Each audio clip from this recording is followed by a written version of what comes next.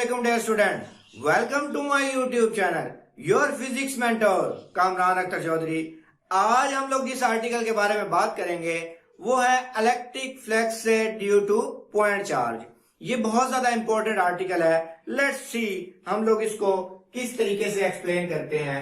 और आर्टिकल का नाम है इलेक्ट्रिक फ्लक्स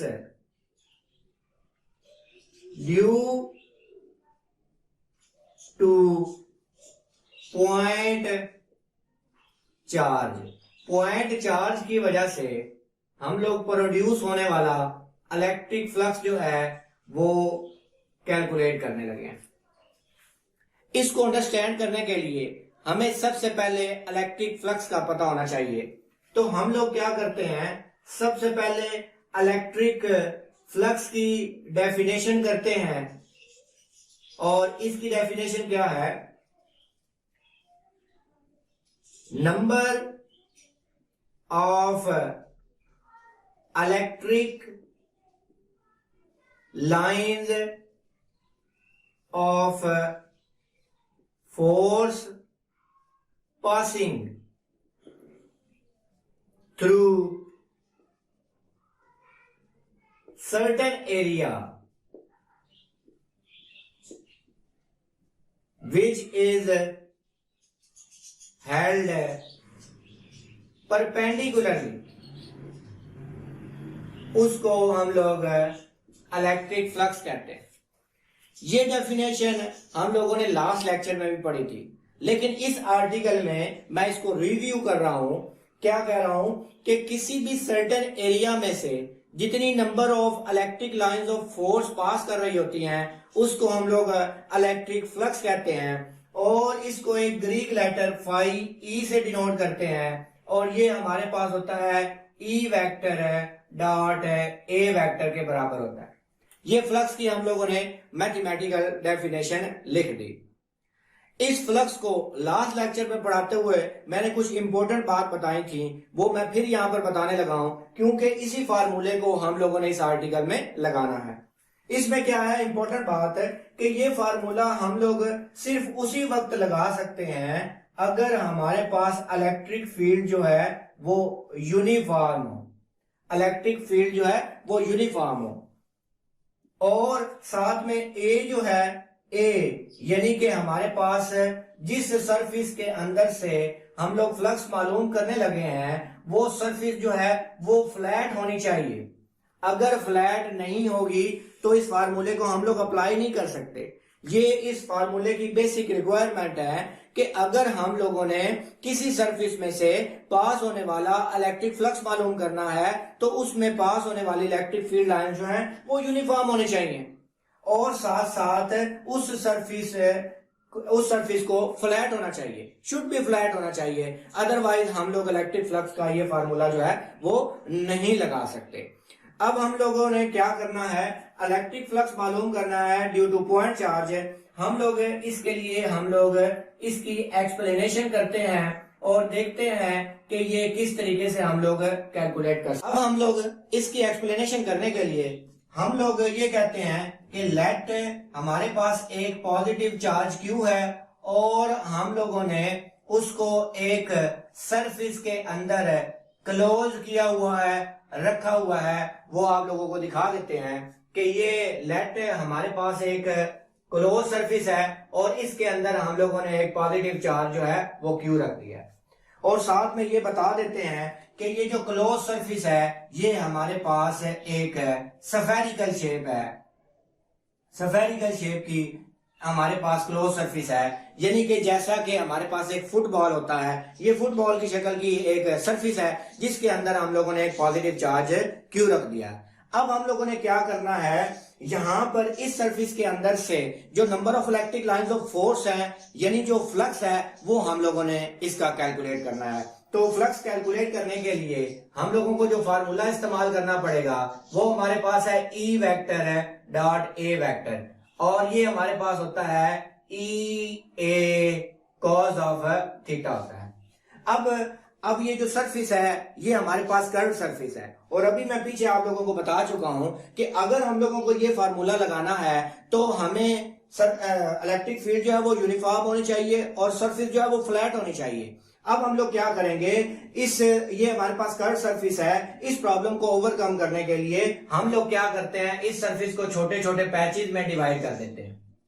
छोटे छोटे पैचेज में हम लोग डिवाइड कर देते हैं। आप लोग चेक कर लें कि ये पैच जो है, अगर हम लोग इसको इन्फिनिट नंबर ऑफ पैचेज में हम लोग डिवाइड कर दें तो ये फ्लैट सरफेस हो जाएगी। और हम लोग ये कह देते हैं कि ये हमारे पास इसका जो एरिया है वो डेल्टा A1 है, इसी तरह इसका एरिया जो है वो डेल्टा A2 है, इसी तरह इसका जो एरिया है वो डेल्टा A3 है, सो ऑन है, हमारे पास ये डेल्टा AN है। अब इस सरफेस को मैंने छोटे छोटे पैचेज में क्यों डिवाइड किया है, क्योंकि इलेक्ट्रिक फ्लक्स के इस फार्मूले की बेसिक रिक्वायरमेंट ये है कि सरफेस जो है वो फ्लैट होनी चाहिए, इसलिए हम लोगों ने इसको n नंबर ऑफ पैचेज में डिवाइड कर दिया है। तो हम लोग ये कह देते हैं कि लेट जो हम लोगों ने सरफेस को डिवाइड किया है उसके अंदर n नंबर ऑफ पैचेज हम लोगों ने बना दिए, n नंबर ऑफ पैचेज हम लोगों ने बना दिए हैं, और हर एक का एरिया जो है वो डेल्टा A1, इसी तरीके से डेल्टा A2, इसी तरीके से डेल्टा A3, सो ऑन, हमारे पास डेल्टा AN आ गया। अब ये सरफेस फ्लैट हो चुकी है। अब हम लोग अगर देखें कि इसके अंदर से कितनी नंबर ऑफ लाइन जो है इलेक्ट्रिक लाइन गुजर रही हैं, तो इसके अंदर से जब पॉजिटिव चार्ज से इलेक्ट्रिक फील्ड की डायरेक्शन जो है वो ड्रॉ करेंगे तो वो बाहर की तरफ आउटवर्ड ड्रॉ होगी।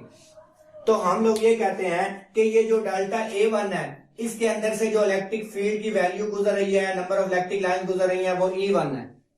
इसी तरीके से इसके अंदर से जो गुजर रही है वो हमारे पास हम लोग कह देते हैं E2 है। इसी तरीके से इस पैच के अंदर से जो गुजर रही है वो हमारे पास E3 है, सो ऑन, इसके अंदर से जो गुजर रही है इलेक्ट्रिक लाइंस ऑफ फोर्स वो हमारे पास EN है। अब हम लोगों ने देखना ये है कि हर पैच के अंदर से कितनी लाइनें गुजर रही हैं। अब अगर हम लोग पैच का एरिया जो है वो यूनिफॉर्म रखते हैं, यानी कि एक कांस्टेंट एरिया के पैच बनाते हैं, तो उसके अंदर से फर्ज कर रहे हैं इस पैच A1 को हम लोग उठाकर देख लेते हैं। हम लोग ये कहते हैं कि इसके अंदर इलेक्ट्रिक फील्ड लाइंस जो हैं वो 3 गुजर रही हैं, जिसका नाम हम लोगों ने E1 रखा है। अब अगर डेल्टा A2 जो है उसका भी एरिया अगर इतना होगा तो उसके अंदर भी इतनी नंबर ऑफ लाइन गुजरेंगी। अगर A3 जो है उसका भी एरिया इतना होगा तो उसके अंदर भी इतनी नंबर ऑफ लाइन हमारे पास गुजरेंगी। तो आप लोग यहां देख रहे हैं कि electric field number of line जो है वो हर पैच के अंदर से यूनिफॉर्म गुजर रही हैं और हमारे पास पैचेस जो है वो फ्लैट हो गए हैं। अगर आप लोगों ने फुटबॉल देखा हुआ होगा तो फुटबॉल को अगर आप लोग चेक कर रहे हैं तो उसके जो पैच लगे होते हैं उसको अगर हम लोग इंडिविजुअल निकाल लें तो वो हमें एक फ्लैट सरफेस दिखाई देती है, यानी वो फ्लैट सरफेस को हम लोग जोड़ जोड़ कर जो है वो हम लोगों ने उसको कट सरफेस बनाई हुई है।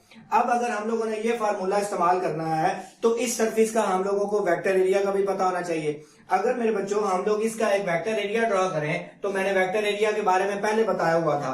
वेक्टर एरिया हमारे पास एक ऐसा वेक्टर है जिसकी मैग्नीट्यूड तो सरफेस एरिया के बराबर, लेकिन इसकी डायरेक्शन जो है वो आउटवर्ड ड्रॉन होगी फ्रॉम दिस सरफेस है। अगर हम लोग इस सरफेस का वेक्टर एरिया ड्रॉ करें, फर्स्ट किया ये हमारे पास ये सरफेस है, तो आउटवर्ड ड्रॉन करेंगे तो हमारे पास है ये हमारे पास इसका वेक्टर एरिया आएगा। इसी तरीके से इसका ड्रॉ करेंगे तो हमारे पास ये आएगा। इसी तरीके से अगर हम लोग हर पैच का ड्रॉ करें, फर्स्ट किया एक पैच यहाँ है तो उसका वेक्टर एरिया इधर आएगा, एक पैच नीचे है उसका वेक्टर एरिया नीचे की तरफ आएगा। जैसे कि अगर आप लोग फुटबॉल को ज्यूम करें, एक पैच यहाँ है उसका वेक्टर एरिया यहाँ आएगा। और हमारे पास पॉजिटिव चार्ज है, पॉजिटिव चार्ज से इलेक्ट्रिक फील्ड जो है वो आउटवर्ड ड्रॉन होती है। अगर हम लोग इस पैच की बात कर रहे हैं, फर्स्ट किया एक पैच उठाकर हम लोग देखते हैं तो इलेक्ट्रिक फील्ड की डायरेक्शन जो है वो इस साइड पर है और वेक्टर एरिया की डायरेक्शन भी इस साइड पर है। अगर आप लोग एक पैच को देखें तो उसमें इलेक्ट्रिक फील्ड की डायरेक्शन और वेक्टर एरिया की डायरेक्शन जो है वो सेम है, यानी यहाँ पर इलेक्ट्रिक फील्ड और वेक्टर एरिया जो है वो पैरेलल है। अब सरफेस को हम लोगों ने n नंबर ऑफ पैचेस में डिवाइड कर लिया है, तो n नंबर ऑफ पैचेस में डिवाइड करने के बाद हम लोग क्या करेंगे, हर पैच का अलग से फ्लक्स मालूम करेंगे। अलग से फ्लक्स मालूम करने के बाद अगर हम लोग टोटल सरफेस का मालूम करना चाह रहे हैं तो हम लोग क्या करेंगे, सबको प्लस कर लेंगे। हम लोग लेट करते हैं कि ये जो हमारे पास पैच 1 है इसका फ्लक्स जो है वो φ1 है, इसी तरह जो पैच 2 है उसका फ्लक्स जो है वो हमारे पास φ2 है, इसी तरीके से जो पैच 3 है उसका फ्लक्स जो है वो φ3 है, सो ऑन। अगर nth पैच का कैलकुलेट करें तो वो हमारे पास φn है। और अब हम लोग क्या करना चाहते हैं कि अगर हम लोग टोटल फ्लक्स सरफेस का मालूम करना चाहते हैं तो हम लोग क्या करेंगे, सबको प्लस कर देंगे। तो ये हमारे पास आ जाएगा φ1 है प्लस φ2 प्लस φ3 सो ऑन, हमारे पास क्या आ जाएगा φn आ जाएगा। इसको हम लोग क्या कर लेते हैं, इक्वेशन नंबर 1 कर लेते हैं और सब पैचेस का अलग अलग फ्लक्स मालूम करके इसमें पुट कर देंगे तो हमारे पास टोटल फ्लक्स क्लोज सरफेस का आ जाएगा। तो लेट हम लोग पहले पैच 1 की बात करते हैं। तो पैच 1 का जो फ्लक्स है वो हमारे पास आ जाएगा E vector dot delta A1। अगर यहाँ पर हमारे पहले पैच का है तो हमारे पास E1 डॉट डेल्टा A1 आ जाएगा और इसको अगर हम लोग खोलें तो ये बन जाएगा E1 delta A1 cos of theta आ जाएगा। अब अगर मेरे बच्चों हम लोग थीटा जो है वो एंगल है इलेक्ट्रिक फील्ड इंटेंसिटी और वेक्टर एरिया का। अगर हमारे पास एक क्लोज सरफेस है, अगर हमारे पास एक फुटबॉल है, फुटबॉल की ऊपर वाली सरफेस को मैं उठाऊं तो पॉजिटिव चार्ज से इलेक्ट्रिक फील्ड की लाइन जो है वो इसके बाहर की तरफ आ रही होंगी। इसी तरह इसका वेक्टर एरिया भी ड्रॉ करूं तो वो भी बाहर की तरफ होगा। हमने पढ़ा था कि वेक्टर एरिया एक ऐसा वेक्टर है जिसकी मैग्नीट्यूड तो सरफेस एरिया के बराबर, लेकिन इसकी डायरेक्शन जो है वो आउटवर्ड ड्रॉन होगी। अगर आप लोग पहले पैच की बात करें, पहला पैच हम लोगों ने फुटबॉल के क्लोज सरफेस का ये ऊपर वाला लिया हुआ है, इसमें पॉजिटिव चार्ज से इलेक्ट्रिक फील्ड की डायरेक्शन जो है वो ऊपर की तरफ होगी और वेक्टर एरिया की डायरेक्शन भी ऊपर की तरफ होगी। इस वक्त जो बनने वाला एंगल है वो हमारे पास 0 डिग्री बन रहा है। तो हम लोग अब पैच 1 का फ्लक्स जो है वो कैलकुलेट करने लगे हैं। तो आप चेक कर लें, यहां पर E1 जो है वो डेल्टा A1 के पैरेलल है। इसका मतलब ये हुआ कि थीटा जो है वो 0 डिग्री है। आप लोग चेक कर लें, cos 0 जो है वो 1 होता है, तो यहाँ पर cos थीटा की जगह 1 आ जाएगा, वो खत्म हो जाएगा। तो φ1 हमारे पास आ जाएगा E1 डॉट डेल्टा A1 हमारे पास आ जाएगा। इसी तरीके से ये φ1 है। इसी तरीके से अगर हम लोग φ2 कैलकुलेट करें तो वो हमारे पास आ जाएगा E2 डेल्टा A2 और साथ में आ जाएगा cos ऑफ थीटा। अब हम लोग फर्ज कर रहे हैं कि हमारे पास जो पैच है ये फुटबॉल था। अब हम लोग फर्ज कर रहे हैं कि एक पैच यहां पर है, वो दूसरा पैच है। तो मेरे बच्चों अगर हम लोग पॉजिटिव चार्ज से इलेक्ट्रिक फील्ड की डायरेक्शन देखें इस पैच के अंदर, तो इलेक्ट्रिक फील्ड की डायरेक्शन जो है इसके इधर बाहर की तरफ जा रही होगी और इसका वेक्टर एरिया भी ड्रॉ करें तो वो आउटवर्ड ड्रॉन होगा। इस वक्त भी एंगल थीटा जो है वो 0 डिग्री बन रहा है। अगर आप लोग किसी भी पैच की बात करें तो आप लोग चेक कर लें कि इलेक्ट्रिक फील्ड की डायरेक्शन और वेक्टर एरिया पैरेलल आ रहा है। यानी यहां से ये साबित हुआ कि जितने हम लोगों ने पैचेस बनाए हैं उनका वेक्टर एरिया और उनमें से पास होने वाली इलेक्ट्रिक फील्ड के दरमियान में बनने वाला एंगल जो है वो 0 डिग्री है। अब हम लोग सबका सिमिलरली लिख लेंगे तो हमारे पास ये बन जाएगा φ2 is equal to E2 dot delta A2। cos theta किधर चला गया, cos 0 1 होता है, वो हम लोगों ने खत्म कर दिया। इसी तरह हमारे पास अब हम लोग क्या करेंगे, सिमिलरली हमारे पास φ3 जो है वो आ जाएगा E3 डेल्टा A3 आ जाएगा। इसी तरह हमारे पास φ4 जो है वो आ जाएगा E4 डेल्टा A4 हमारे पास आ जाएगा। अब वो cos थीटा किधर चला गया, cos थीटा हमारे पास 0 आ रहा है, cos 0 जो है वो 1 होता है, उसको हम लोग नहीं लिख रहे। मैं बार बार बता रहा हूं कि अगर आप लोग हर पैच की बात करें उसमें अगर आप लोग इलेक्ट्रिक फील्ड की डायरेक्शन मालूम करना चाहें तो वो इलेक्ट्रिक फील्ड की डायरेक्शन जो है वो पैच से बाहर की तरफ जा रही है क्योंकि पॉजिटिव चार्ज है, आउटवर्ड ड्रॉन रेडियली है। इसी तरह अगर उसका वेक्टर एरिया ड्रॉ करें तो वो भी बाहर की तरफ है और इनके दरमियान में बनने वाला एंगल 0 है, cos 0 1 होता है, इसलिए हम लोगों ने सिमिलरली इसको खत्म। इसी तरह हमारे पास अगर हम लोग अब nth पैच की बात करें तो हमारे पास जो φn है वो हमारे पास आएगा is equal to En delta A n हमारे पास आ जाएगा। अब हम लोगों ने सिमिलरली पैच 1 का, पैच 2 का, पैच 3 का, पैच 4 का और n नंबर ऑफ पैचेस का हम लोगों ने फ्लक्स कैलकुलेट कर लिया।